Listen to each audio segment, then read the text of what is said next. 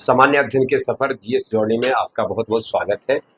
और कुछ स्वास्थ्य कारणों से डिसकंटिन्यू होने के बाद फिर से एक बार हम आपके बीच उपस्थित हैं डेली टॉप 10 करंट अफेयर्स के साथ।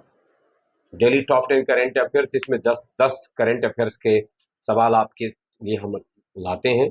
आज जिन सवालों के साथ हैं उनमें पहला सवाल आपके लिए है सामने स्क्रीन पर।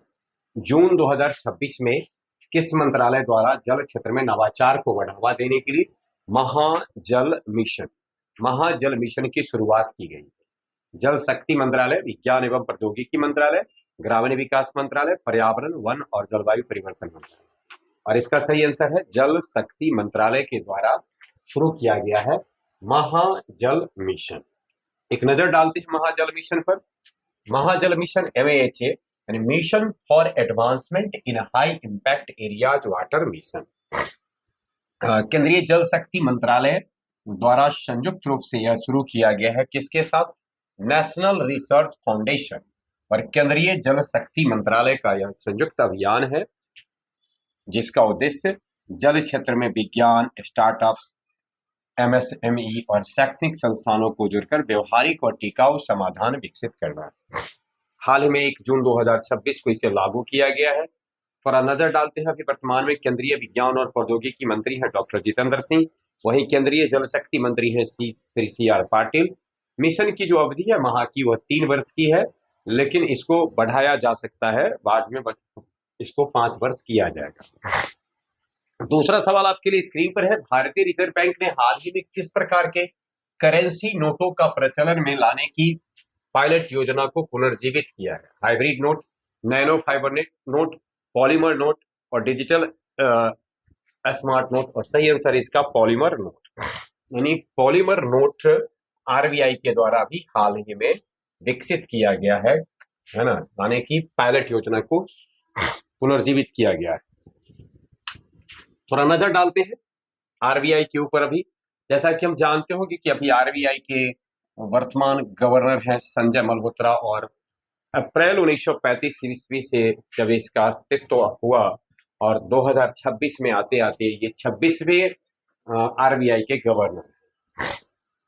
पिछला परीक्षण जो इसका पॉलीमर करेंसी का था वो ₹10 के लिए था। प्लास्टिक नोटों का परीक्षण 5 शहरों में किया गया।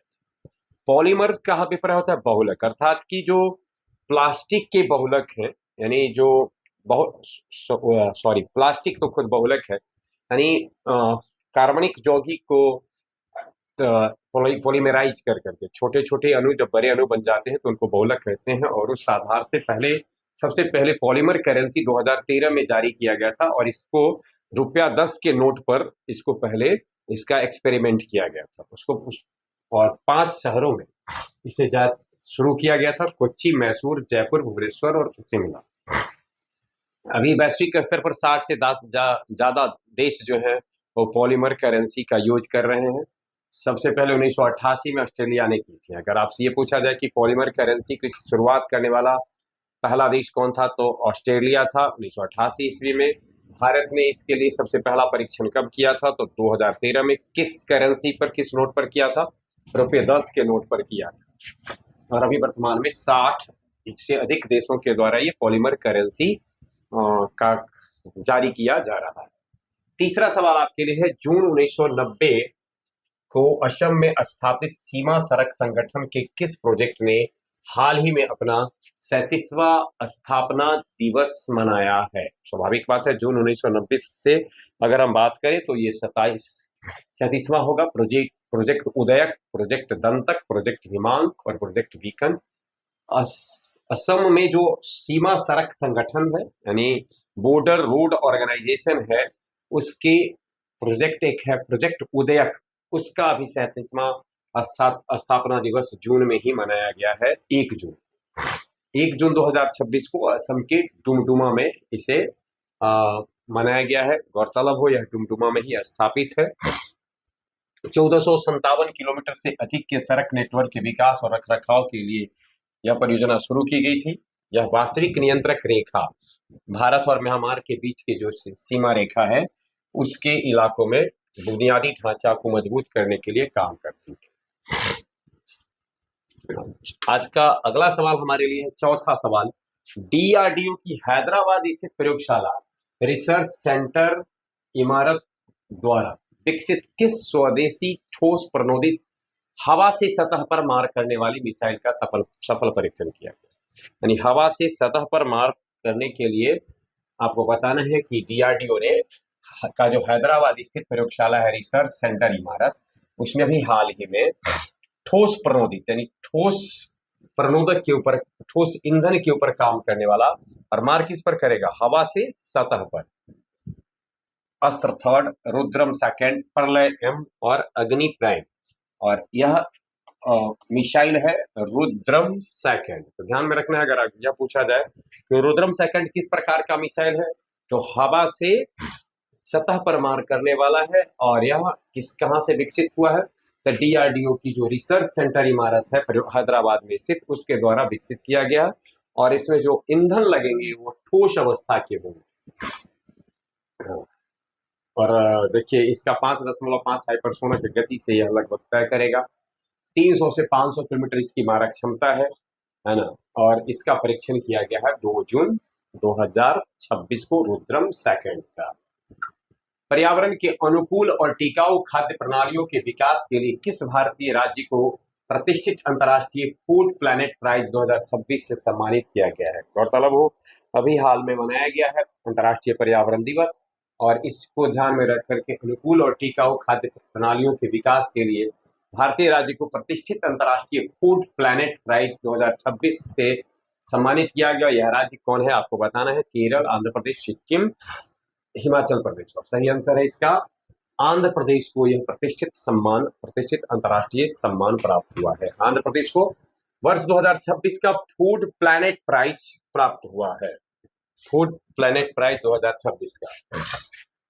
आंध्र प्रदेश सामुदायिक प्रबंधित प्राकृतिक कृषि कार्यक्रम, इसका जो आंध्र प्रदेश का जिसको की मिला है वह सामुदायिक प्रबंधित प्राकृतिक कृषि कार्यक्रम।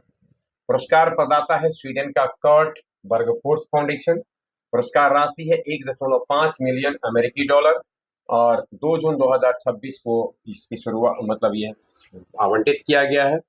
यह सबसे खाद्य प्रणाली की दृष्टि में अगर देखा जाए, खाद्य प्रणाली क्षेत्र में दिया जाने वाला सबसे बड़ा पर्यावरण पुरस्कार है। राजस्थान के बीकानेर जिले के थार रेगिस्तानी क्षेत्र में छिपकली की एक नई प्रजाति खोजी गई। इसका नाम क्या रखा गया? यानी देखिए, राजस्थान का जो बीकानेर जिला है उसमें छिपकली की एक नई प्रजाति खोजी गई है। इसका नाम आपको बताना है। मेसालिना थारेंसिस, गेको राजस्थानी, मेसालिना बिश्नोई, अमरुस्थली बिश्नोई, और द राइट आंसर इज मेसालिना बिश्नोई। मेसालिना बिश्नोई बीकानेर जिले के थार रेगिस्तानी क्षेत्र में छिपकली की एक नई प्रजाति है।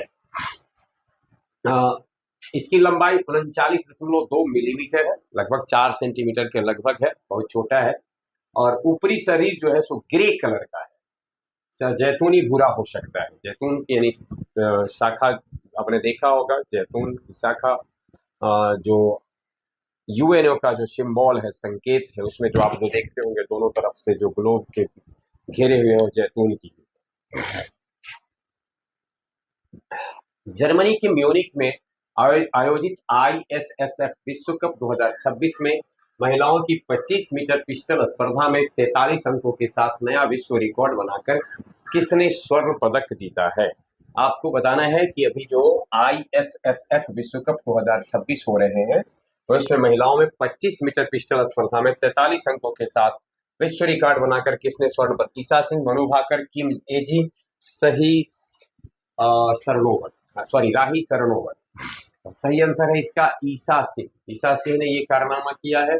जर्मनी के म्यूनिख में जो अभी आईएसएसएफ हुआ है उसमें प्रथम स्थान स्वर्ण पदक प्राप्त किया ईसा सिंह भारत के, और इस स्पर्धा में चीन को 2 रजत पदक मिला। जियांग यान 37 अंक इनको प्राप्त हुआ, और तीसरा स्थान कांस्य पदक कैमिली जेद्रेजेवेस्की फ्रांस के हैं, 32 अंक को प्राप्त हुआ। 8वां सवाल है, मध्य प्रदेश की किस प्रसिद्ध नदी की सहायक नदियों के सूखने के कारण इसका बारहमासी प्रवाह, बारहमासी प्रवाह नहीं 12 महीना जो प्रवाहित होने वाली नदी होती है उसे बारहमासी नदी कहते हैं। लेकिन बारहमासी प्रवाह गंभीर संकट में आ गया है, जिसे हाल ही में खबरों में देखा गया। नर्मदा नदी, चंबल नदी, क्षिप्रा नदी और ताप्ती नदी। और सही आंसर है इसका क्षिप्रा नदी। क्षिप्रा नदी, अब यह जो नदी है यह संकट में आ गया है। अब ऐसी संभावना है कि यह 12 महीना इसमें पानी का प्रवाह न हो। देखिए, क्षिप्रा मध्य प्रदेश के धार जिले के काकरी बर्डी पहाड़ियों से निकलती है और मालवा पठार से बहते हुए चंबल नदी में मिल जाती है। चंबल की सहायक नदी है, यानी धार मध्य प्रदेश से निकलने वाली है, चंबल में अपना क्षिप्रा अपने मुहाना बनाती है। ये क्षिप्रा नदी की लगभग 22 सहायक नदियां अतिक्रमण, प्रदूषण अत्यधिक, यानी देखिए तो खुद चंबल की सहायक है, लेकिन इसके साथ इसकी छोटी छोटी 22 सहायक नदियां थी जो भिन्न भिन्न कारणों से उसके अस्तित्व खत्म होने के कगार पर है। और वो जो 22 मिलकर के उसको जल दे करके उसको जिंदा रखने का काम करती थी। चूंकि उनका जीवन संकट में आया, इसलिए क्षिप्रा का जीवन भी संकट में आ गया है ना। अब वो क्या गया है कि ये नदियों को आप देखेंगे ये मौसमी नाले के रूप में तब्दील हो गए हैं। अब ऐसी स्थिति बहुत सारी नदी आपको देखने को मिलेगा। पानी के प्रवाह के लिए नर्मदा क्षिप्रा लिंक परियोजना की भी शुरुआत की गई।